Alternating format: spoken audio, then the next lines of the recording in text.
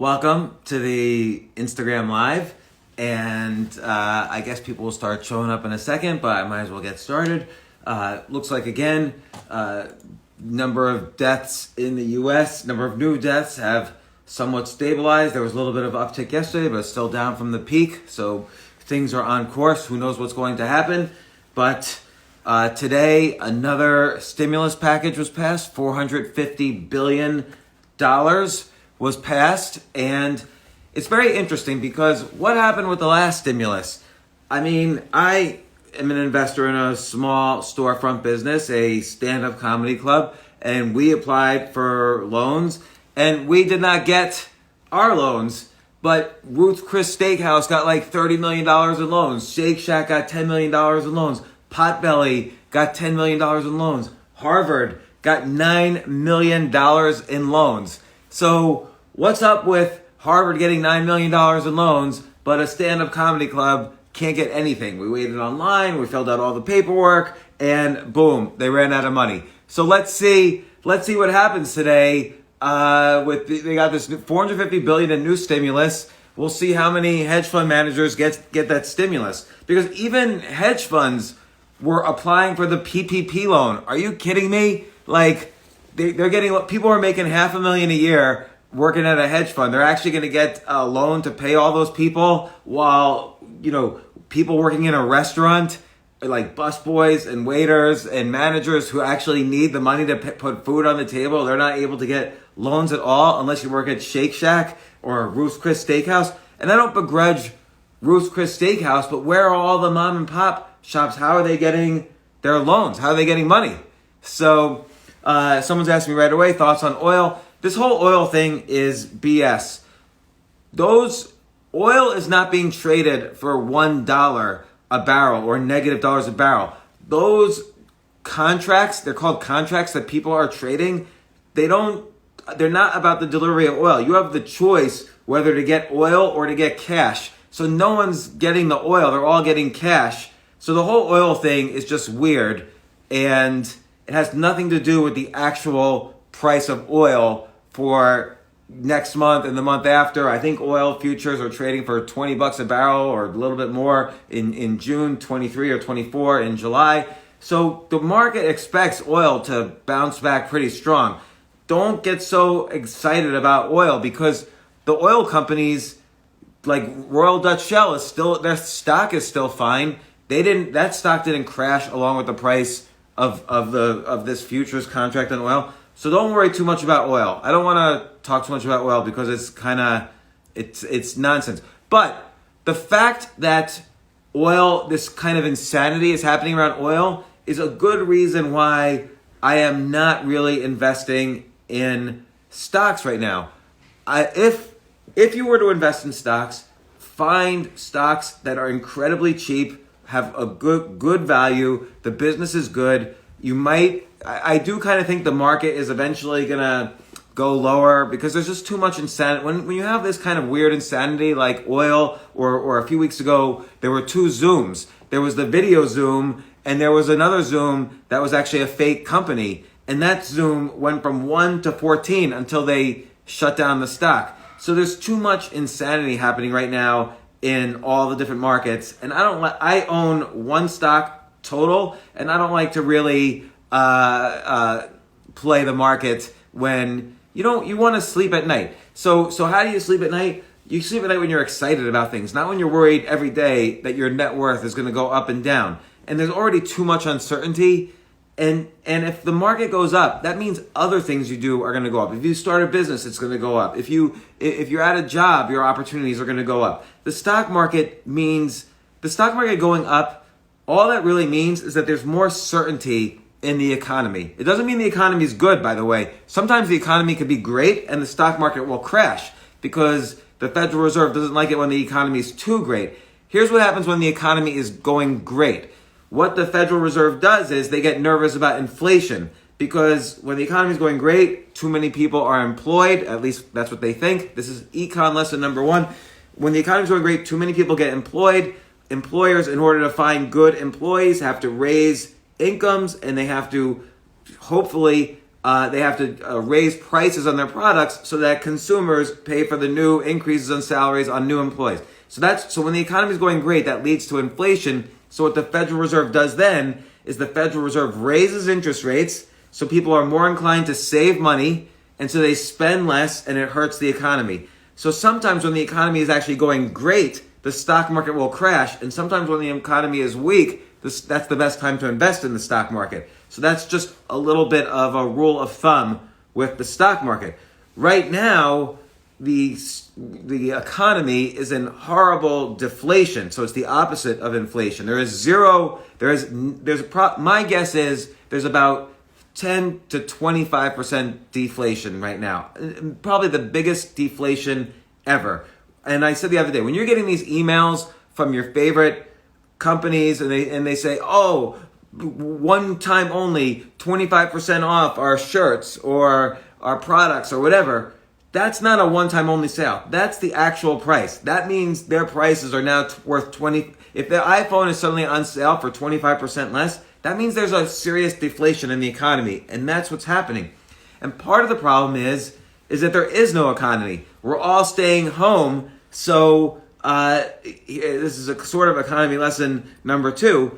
When we're all staying home, the banks get most of the money that's in this stimulus.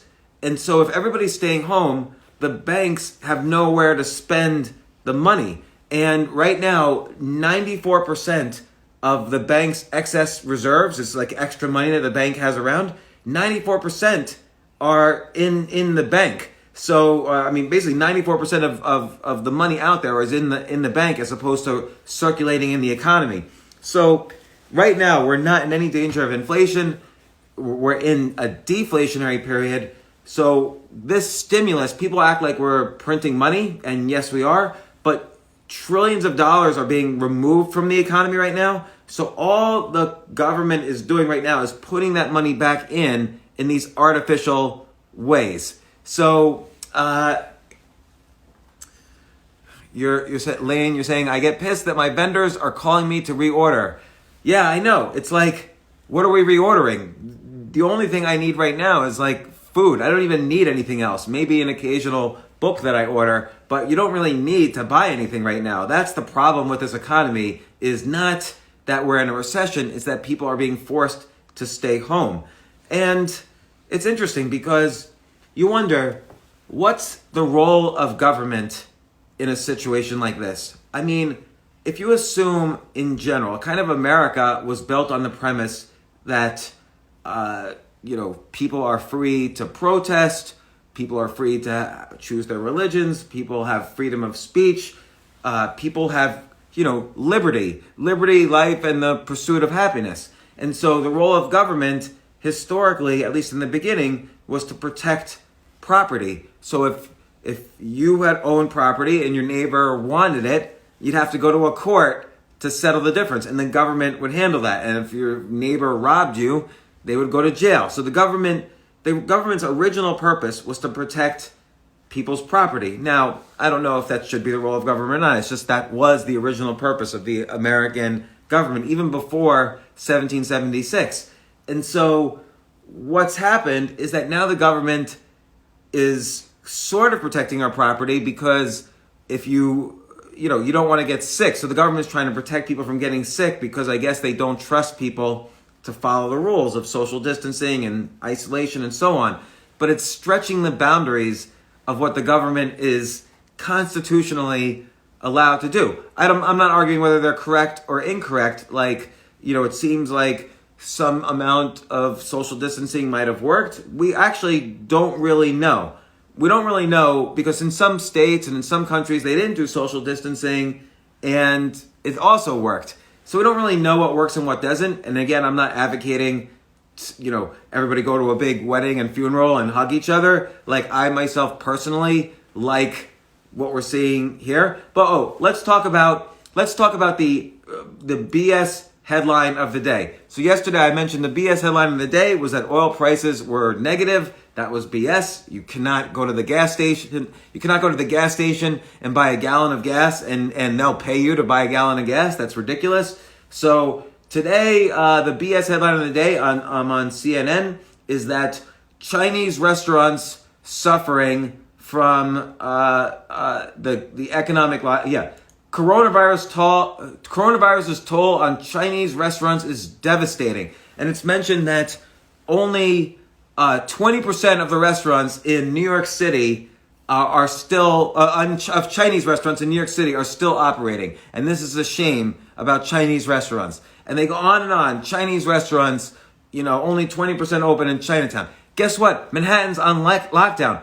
20% of all the restaurants in Manhattan are only operating. They're delivery. So all the restaurants that are doing okay on delivery, which is about 20% of the total restaurants in Manhattan, are working. So 20% of Chinese restaurants are operational right now, and 20% of all the restaurants in Manhattan are operational. So the headline, once again, does not make any sense. So thank you, CNN, for another ridiculous headline. And I don't know why I'm picking on CNN. I actually have to, I'm actually pitching them a show later this week, but so maybe I should be a little nicer to them. Let's go to Fox Business for a second, see what ridiculous headlines are there. We are in crisis. Farmers panic as pandemic ruins hopes for great year. Okay, that's the obvious. Of course, they're in a panic. They're in a crisis. I think everybody is in a crisis right now. Much more interesting on zerohedge.com. So they did an analysis. I don't know how they got this analysis. Hookers, the sex industry, their business is down 80% also. So hookers, farmers, and Chinese restaurants are all 80% down across the board. So yes, we're in a crisis. The economy shutdown is affecting this. And by the way, I just want to go back to CNN for a second, because another headline on CNN right next to toll on Chinese restaurants is devastating. Here's another headline. Dr. Gupta shows how virus could spread in restaurants. You're not helping things, CNN.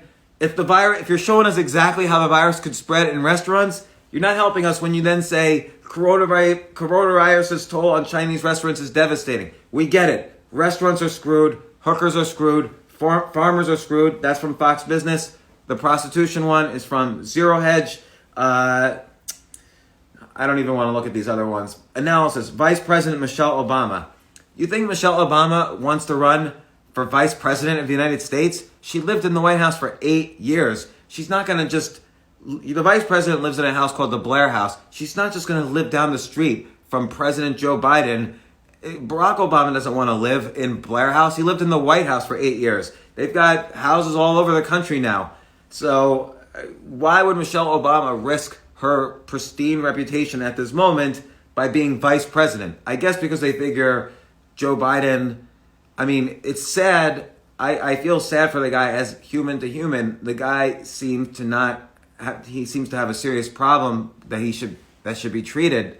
And I'm not saying anything about his politics. He's clearly got some age-related problems. So I guess anybody who's his vice president would automatically think that they would become president. But who knows? We'll see. He could live for a long time. Who knows what's going to happen? So I'm waiting for Jay to send me the link. Jay, don't forget to send me the link. And so I agree. Joe Biden needs help. And I have nothing against him. All my life, I've been a Democrat, but I respect issues on both sides. I don't know if I've told you this. I'm very, very pro-choice, for instance. Just take a random issue. I'm pro-choice. And that's an issue that seems to be important to many people. They will vote just on the basis of that one issue.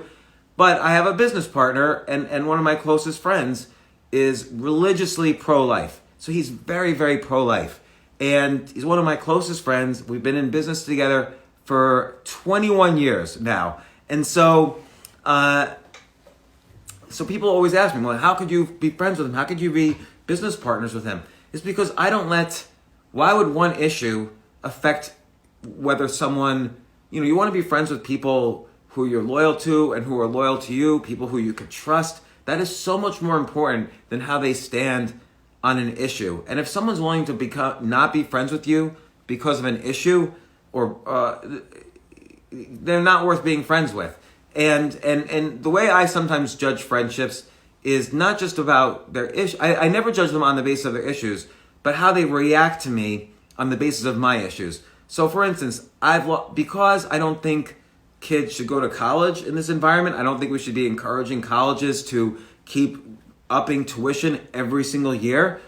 I mean, again, I've referred to this before, but Quinnipiac College, the president of Quinnipiac College makes $3.2 million a year. All in tuition is $68,000 a semester, and I don't even know what Quinnipiac is. What is a Quinnipiac?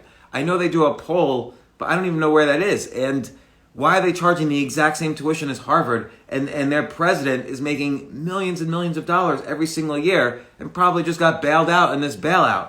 So I don't think kids should go to college. But I lost a really good friend. But maybe she wasn't a good friend. That's what people tell me. But I was very upset about it. She was my neighbor, and we would hang out all the time. And then we had this one argument, not an argument, but a discussion. I said, kids shouldn't go to college. You don't really learn that much in college. And she had gone to Brown University, an Ivy League school, and she was very upset. And she just never would speak to me again. And it wasn't like an angry conversation that we had, but sometimes that happens. So in a little bit, I'm going to give another book challenge. I want to describe something. A lot of times right now, we're all kind of thinking, what are we going to do after coronavirus? And don't just automatically think, I'm going to go back to my job. Think about, again, this is data from the IRS. The average multimillionaire has 7 different sources of income.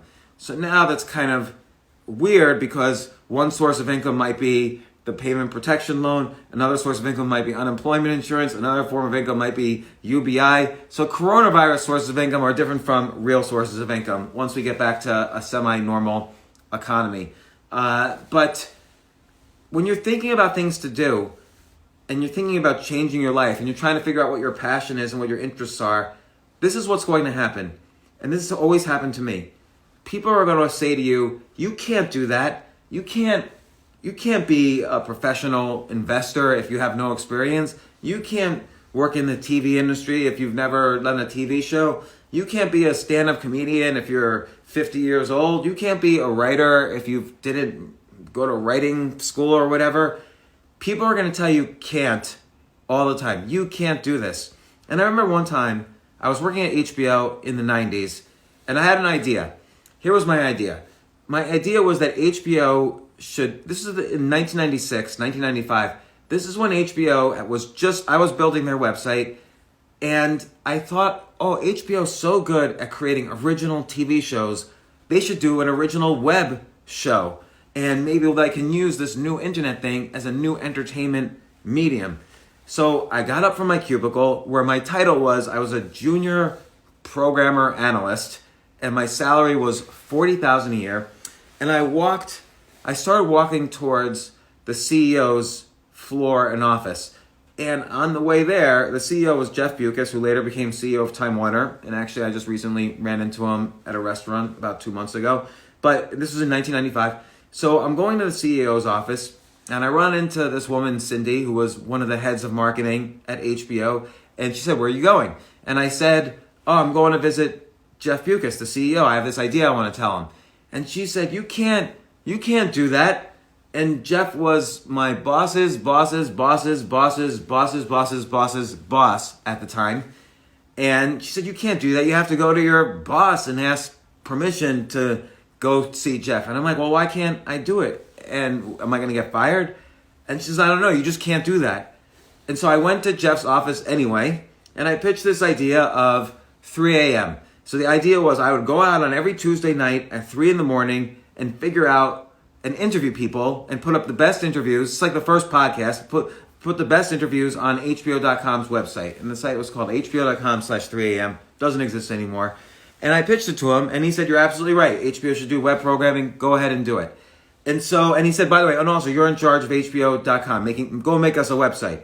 So I had this amazing job for a while where I got to go out. Here I was, this lowly programmer on I was the bottom of the totem pole at HBO. Nobody could care that I even existed. And suddenly I was going out at 3 in the morning with HBO's permission and interviewing prostitutes, drug dealers, hardened criminals, Wall Street bankers, because for whatever reason they were out at 3 a.m, maybe visiting some of the other categories I just mentioned. I would went out to Rikers Island, the jail, at 3 a.m. I basically turned over every rock in this city at 3 a.m. I did that for 3 years. I interviewed about 20 people a week for 3 years. So I don't know, it's like between 2,000 and 3,000 people I interviewed. And that's how I got my first start on interviewing. And one thing I realized, it's not that easy at 3 a.m. Like the one time I went up to this one couple and I said, one time I went up to one couple and I said to them, what are you guys doing? You're arguing with each other. What are you guys arguing about? And they were screaming at each other. And what would you think to yourself if you're just at 3 a.m. and this weird looking guy comes up to you, and I had a little jacket that said 3 a.m. on it, and you're arguing with your boyfriend or girlfriend, and this guy's like, oh, can you tell me what you're arguing about? And I had a video camera with me, and video cameras were big then. And they told me, and they said, the girl said, well, I found this girl's name and phone number in a piece of paper in his pocket, and he won't tell me how. Well, obviously, he's going to cheat on you, but keep going. And so they were arguing with each other in front of me, and he's like, well, you did this, and she's like, well, why can't you let me call this girl's phone number right now? And he said, it's 3 a.m. But anyway, I would get all these stories. Another time, I was in this diner at 3 a.m, and these two tables were sitting close to each other. And I said, what are you guys doing?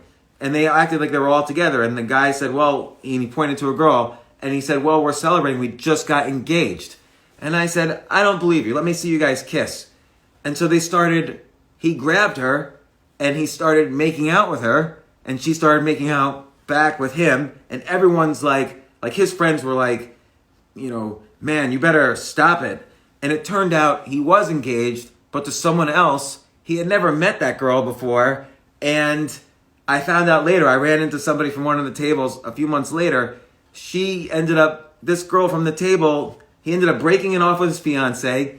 She moved into his apartment, and they were together dating for a while. So this show, I had tons of stories from this show. But anyway, by going on the other side, by saying to my friend kept saying to me, you can't do that. You can't go to the CEO's office. By going on the other side of her can't, I was able to not only do this 3 a.m. show, but I was put in charge of HBO.com, the website. HBO hadn't yet built a website. So I had to read all the proposals from all the other companies in town to see who would build HBO's website. So I told my brother-in-law, you better submit a proposal too. And so he was a CD-ROM guy, which if you don't know what that is, don't worry about it. He was a CD-ROM guy, so he pitched. So he wanted to pitch doing HBO's website, but he couldn't write English. He was a French guy. For some reason, French people can't write English at all. So I wrote the proposal for him to submit to HBO, and then I was at HBO.com deciding who should do HBO's website, and I picked the best person for the job, my brother-in-law, and it was a good, lucrative job for him, and then that was the company, my first successful company. I eventually left HBO and became the CEO of that company. So that's how things begin. Sometimes things have, mysterious beginnings. By the way, I was honest about it with HBO later, and they were fine, because how else were they going to build websites? I was probably still the cheapest game in town. All right, some questions. Do I think the stock market will go down? I'll answer that in a second. Marina Franklin, hello Marina, says, what conditioner is James using? It's called Dirt and Dust. So I basically just wake up and I don't do anything, and I come in here and start using the computer. That is my conditioner. It's caked in dirt and dust. I'm trying to grow dreads. We'll see what happens. This is a really interesting question. What about plumbers? Plumbers, by the way, Jay, don't delete the questions because I like to see what I answer. What about plumbers? Plumbers are in good shape. And by the way, I'm going to quote Andrew Yang. Andrew Yang specifically said, no matter what happens to the economy, plumbers are going to be needed, because a robot and AI, robots can't fix your pipes. If you have too much garbage in the pipe, you're going to need some robot, or you're going to need some human to figure it out and shoot some, whatever they shoot in there and clean it all out. But here's a business model, and this is a company I've invested in, does this business model, but anybody could do this, so you're welcome to compete with them. But this is how you should think. So if you're in, let's just make up a town. If you're in Kansas City and you need a plumber, you might not know a good plumber to go to. So you'll search Kansas City plumbers. So this company that I invested in, it's called Fix It. They buy all the local search engine phrases like Kansas City plumbers, Kansas City air conditioners, Kansas City refrigerator repair, Kansas City repair. And they do this for every city in the United States. And then they have a website where if you come in from Kansas City, you'll go to kansascityplumbers.com, and they'll list all of the plumbers, and they get a referral fee for every time you call for any time anybody uses Google to call a plumber using, they've set up thousands of websites to build up their SEO, and anytime you use one of their websites to call a plumber or an air conditioner repair guy or a moving company or whatever, they get a fee. And so they're a great profitable company because they can adjust their ads according to their revenues. They've made, from their second month in business, they were profitable. They've grown every single month, although to be honest, I don't know how they're doing this month. I haven't updated with them. For all I know, they've shut down the business and ran to Venezuela or something. Hopefully not. I own 5% of the company. But start thinking of business models as, because for instance, this business that I'm invested in that owns all this SEO for Kansas City plumbers, St. Louis plumbers, Trenton, New Jersey plumbers and repairmen and whatever, that's not going out of business because Home Depot is going to maybe start to suffer because people are going to be less inclined to go shopping at these big box stores for all the things they need for home improvement. So they'll always be using plumbers and air conditioner repairmen and delivery. Anything that could be ordered remotely to your house is only going to continue to rise. So this company should do well once the but do your own company. You could do the exact same business model, by the way, and it will probably work because I'm sure he's not in every single city. Try to find cheaper cities where you could do that in. But that's an example of how to think about things. And again, you really should be thinking about what else you could do. So I don't know if Marina's still here. Marina, you have a podcast. Think of other ways to monetize it. I know you have ads. You can get sponsors, Patreon, merchandise, write a book, collect some of the interviews. I just published a book not too long ago, like 6 months ago, called Think Like a Billionaire. And I took all the interviews of billionaires that I've interviewed on my podcast. I took the transcripts of those interviews. I edited the transcripts pretty thoroughly. And I wrote an introduction, so a pretty thorough introduction about what I learned from each billionaire. And then I had the interview. And that became a book, Think Like a Billionaire. And I published it. I self-published it, or sort of self-published it, on Script, which is like a Netflix for books. And that was an experiment for me to try Script as a publisher. And it worked out pretty well. A lot of people have read it. And it became one of their first original books. Just like Netflix has originals, Script has originals. So Script is like books meets Netflix. And everything Netflix does, Script is doing. And there's a subscription. You could read millions of books for free. Plus they have their original books. And in any case, there's so many different ways to monetize any idea you're doing. I was talking to a guy yesterday. And I described this yesterday. If you have a business model that's suffering right now, maybe there's something else you can pivot to. Like Burberry, the clothing company, their sales collapsed 90%. So what did they do? They switched to making surgical gowns and surgical masks. And now their business is thriving. Same thing with Zara, the Italian clothing company. They switched from making their clothes to making surgical equipment. So I don't know what you do if you own a restaurant, but you could consider being a little bit more aggressive on delivery, or maybe deliver more things than just food. Like always, so for instance, I think for the comedy club, maybe maybe we focus on building up the email newsletter so we could sell, a stand-up comedy course, which we've made. So, rather than just waiting for the economy to open up, there's different things you could do. And now, again, everyone will say, oh, you can't do that. You can't do that. It's only when people are telling you you can't do something, that's when you know you probably have a pretty good idea. Although make sure you're not smoking crack. I call something, there's something called the smoking crack bias, which is a lot of times I run into a friend and I'll say, what are you working on? And he'll say to me, oh, I have this great business. It's a portal for left-handed sports players. And I'm thinking to myself, that's the dumbest idea I've ever heard. By the way, I've been pitched on that business. That's the dumbest idea I've ever heard. But because my friend was in the middle of doing it, he says, no, it's the best idea. There's 1 billion left-handed people on the planet. They're all going to be customers. And if every one of them just gives us 10 cents, that's 100 million a year, which is a bad way to analyze these things.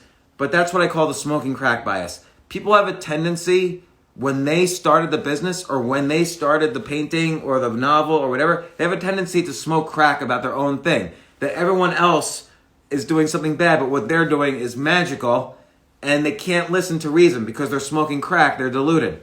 So whenever you start a business, you constantly have to fight inside. The psychology of starting a business is you constantly have to fight the smoking crack bias. You have to make sure every day you ask yourself, am I smoking crack on this? And there's lots of ways to test that out. And the best way is if you have users. So great question. How to escape smoking crack bias? The best way is to do experiments. Launch the site, launch the business, see if you get traffic, see if you get people liking the site, or just tell the idea to a lot of people and ask them for advice. What would you add to this idea? And if people seem excited, watch them. If they seem excited about giving you ideas, then you might have an exciting idea there. If they're just like, I don't know, maybe it's not really my audience, then maybe you don't. I'll tell you an example I'll tell you a great example where I had smoke. I want to answer this question. I'm sure I'm smoking crack on some of the magic and well-being stuff. Let me answer that in a second. One time I had smoking crack bias. I started 2 different companies. I've had smoking crack bias on 50 different companies. But one time I had a company, I called it 140love.com. And the idea was, it was to create a dating website, but using people's Twitter feeds. So you could see, you're matched with somebody. I had an algorithm that would match people together based on how many common words they used in their Twitter feed. So maybe they had something in common. And so you would see each other's Twitter feeds and you could decide if you were a match or not. And I called it 140love.com. And I thought, this is going to be amazing. It's like Match.com, but with Twitter, which is huge. So I thought this idea sex combination would be amazing. I didn't realize that on a dating site, what was the mistake I made? Because nobody was using this site. I launched it, nobody was using it. What was the mistake I made? People want to be anonymous on a dating site. And I didn't take that into consideration, so that failed. But then, here's what happened. I got a call from an ad agency, and they said, hey, we understand you're doing all these innovative things on top of Twitter, because I had to do all the software programming on top of Twitter. And they said, we have a client that wants to do a Twitter marketing campaign, and we need your help. So I figured, okay, I'm going to pivot. I'll make 140love.com like 140agency.com, and I'll be like an ad agency for Twitter. And so I went and I met this ad agency, and the Chevy Volt was their client. And they wanted my help to create a Twitter strategy. And I'm like, yeah, this is great. And they said, you could charge whatever. They've never dealt with Twitter before. It's all in the budget. But you're going to probably have to spend 3 days a week in Detroit. So I shut down the whole business. I returned investor money. I did not want to spend 3 days a week in Detroit. Even if you're starting a business, if something's going to take years of work and you're not really into it and not excited by it, then don't do it. So finally I shut that business down, but that was after smoking crack for a while. Here's another one. I was always my life dream, it seems, was to create a dating website. So I started this website called smarterstupid.com. And so you'd get to this website, you'd have to upload your photo, and then you would take an IQ test. And the website would grade the IQ test, and then you would see other people's pictures and IQs. It was kind of like hot or not, but it was smart or stupid. So you'd see people's pictures, you would guess what their IQ was, and then you would find out, then you would get to see what their IQ was and find out their IQ score. And I thought this was brilliant. Even as I'm describing it, though, I'm almost embarrassed because it's such a stupid idea.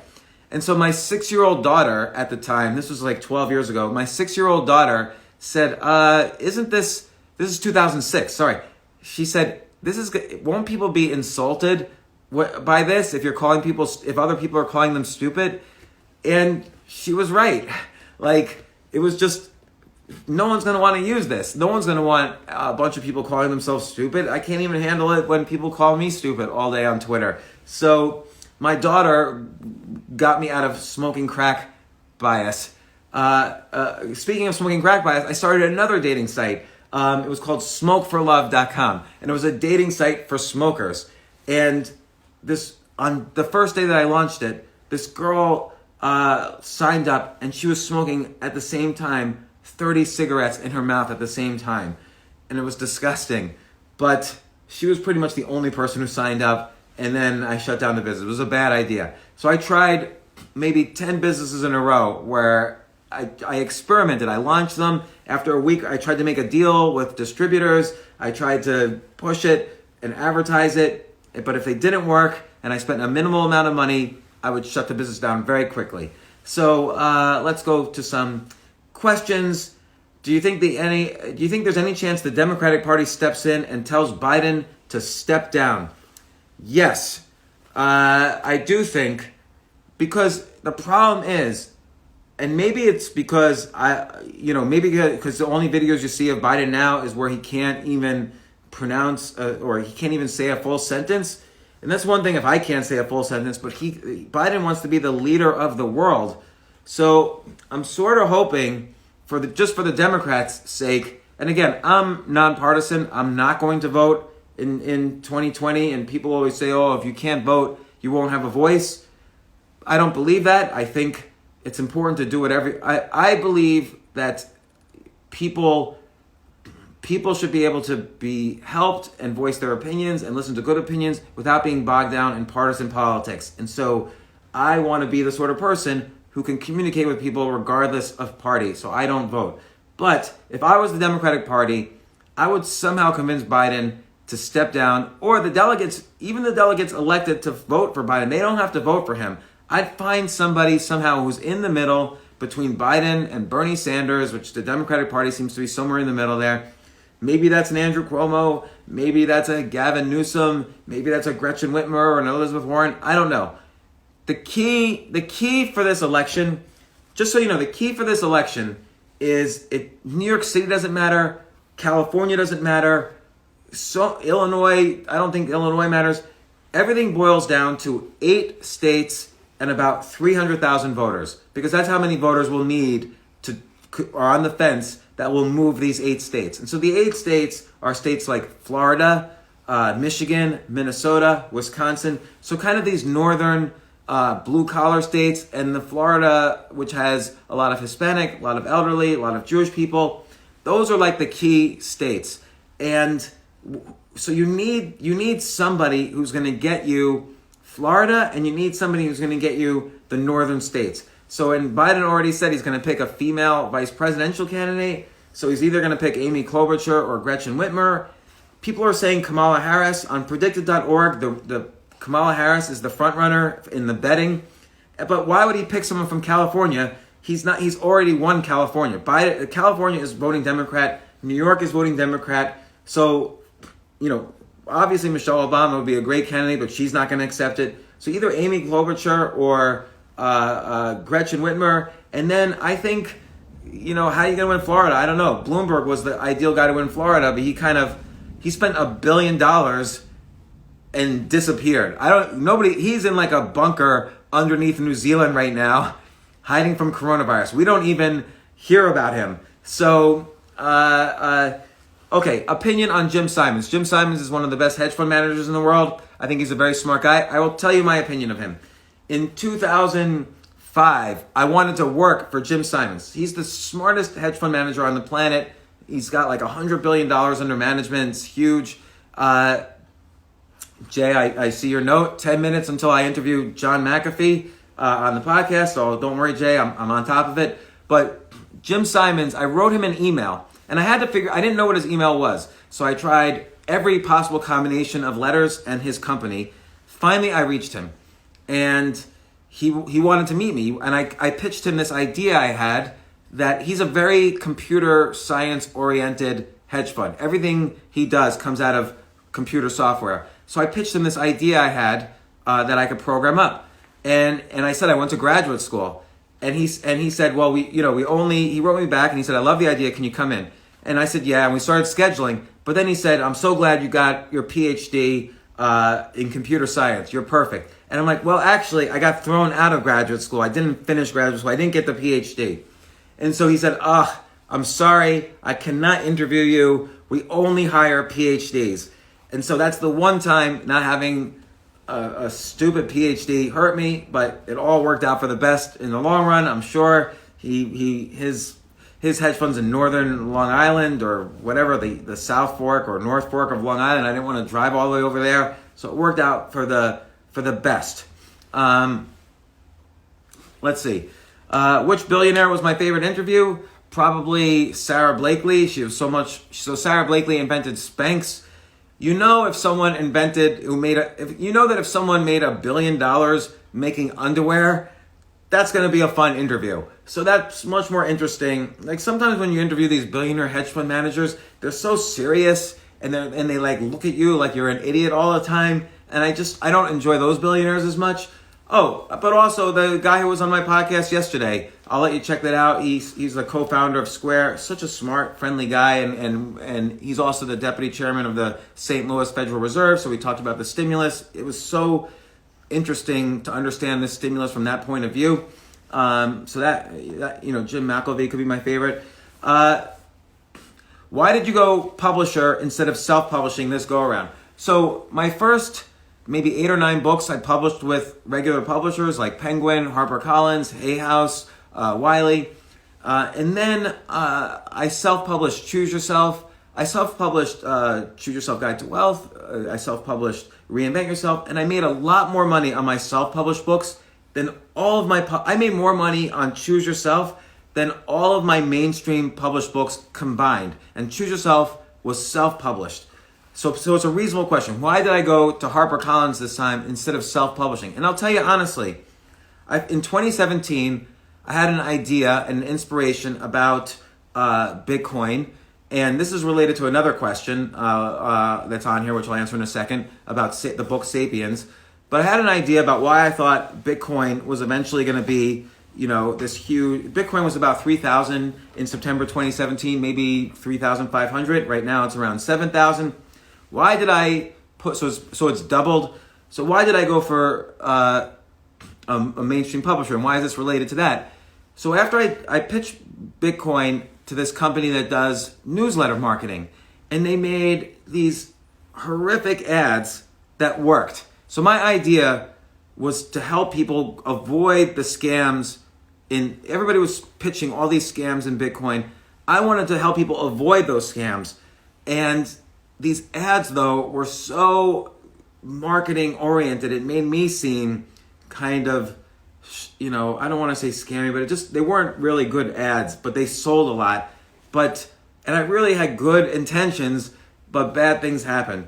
And I feel not so much anymore, but at the time I was getting so much hate mail and so much hate tweets, and people who were my friends once again stopped being my friends. And I wanted to use a publisher like HarperCollins because it's almost like an injection into the brand, so that, I don't know, it's like an injection of legitimacy that I haven't had in a while. And so I'm just being honest about it. And, self-publishing makes me more money, but publishing gets you into the airport bookstores, it gets you into the bookstores, and now nobody's going to be traveling and no one's going to be going to a bookstore, so who knows. But, I don't know, I wanted that legitimacy feeling again that I felt like I lost 3.5 years ago or whenever it was because of Bitcoin. But this is related to my biggest takeaway. So Sapiens is this book by Yuval Harari, and it's a great book about the history of the human species. But one thing he says is that, and I don't think he says this in Sapiens, but he says this in his next book, Homo Deus, and he's been on my podcast twice to talk about it. But he says everything in life, every industry is going from theism to humanism to deism. So for instance, let's talk about war. So it used to be if you went to war, everybody would pray to their God, and the priest would bless everything you were doing and bless the soldiers, and then you would go fight the battle. And then later, wars were won just based on how many bullets you had. So that was theism to humanism. How many soldiers you had, and people knew that's how you would win the war, as opposed to whose God was more powerful. But now, dataism is even more important. So theism to humanism to dataism. So now war is being fought every day. Even today, there's a war being fought, and it's a cybersecurity war. Everyone's nervous about logging onto Zoom, for instance, because Zoom has cybersecurity hacks from China or whatever. So every industry, medical, if you got sick, you'd go to the local shaman. And then eventually you would go to the doctor, and he'd either leech you or give you aspirin. And then now it's dataism. You're getting your genome sequenced, and you're going to have, algorithms that will read your CAT scans and your MRIs and so on. Theism to humanism to dataism. And I was even thinking, where's the next? So money, it used to be in God we trust, then it's in George Washington we trust, and I thought the next evolution would be something like Bitcoin, in data we trust. So it's going to be interesting to see what happens with law. Even law, theism, you look back into the Bible, two women couldn't decide, were arguing over whose baby this is. They went to King Solomon, who was considered not only a king, but a religious leader. And King Solomon the priest, the religious leader, would decide the law. That, of course, moved to humanism with judges and lawyers and so on. And then eventually we're moving into dataism for the law. Like if a company is suing another company and there's a huge subpoena of millions of documents, trust me, it's AI reading all those documents now, not humans. It used to be paralegals. 20 years ago it was paralegals. Now it's all data. So with every industry, if you could find theism to humanism to dataism, you can make a lot of money either investing in the dataism or starting a company that way. So what's the next industry that's going to benefit from theism to humanism to dataism? Will it be law? Like, for instance, could law cases actually be decided based on data, based on AI? Could the stock market be decided based on AI and data? And a lot of companies, I used to be in that business of trying to figure that out. So I guess that's a good exercise, is what's the next industries that, maybe book writing, maybe music composition, maybe virtual reality, who knows, that where we're going to move from theism to humanism to dataism, maybe plumbing. So tomorrow I'm going to talk about some more online business ideas, and I meant to give you a book challenge. So I have an idea for a book that I can give you where if I give you this idea and you all do it, you're all going to write a completely different book, and you're all going to finish in 30 days. That's how easy it is. So I'm going to have that tomorrow at 2 p.m. Eastern Standard Time on the same time on Instagram. But for now, I've got to interview this maniac, John McAfee. He's the founder. He's a billionaire, or was. He's the founder of McAfee and Associates.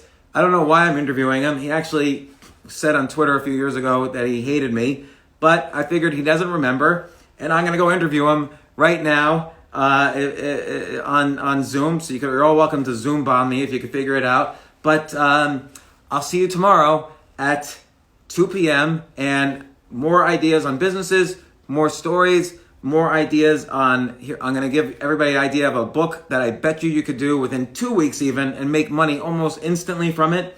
And you'll see it'll be a fun idea. And then we'll talk about more stuff. I have more stuff lined up. We'll talk about the news and the data and the bad headline of the day. Don't forget, today's bad headline of the day, or BS headline of the day, is Chinese restaurants being crushed by this coronavirus economy, down 80%.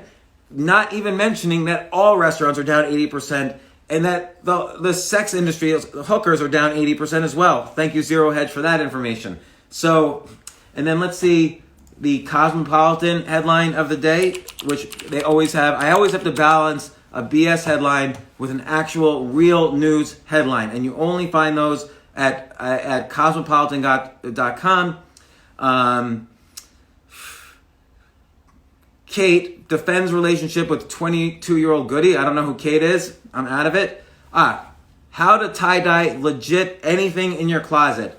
That's a great article. That is real news. What else do we have here? Princess Sophia's volunteering during the panic. I think she's from the Netherlands. Princess Sophia, let's see. Oh, no, she's from Sweden, and she's a volunteer. That's real news. So I'll see you 2 p.m. tomorrow. Lots of fun stuff. And I'm going to share this on IG Live, on my IG stories if you click on live, and I'll share it the next day on YouTube. Thanks very much, everybody.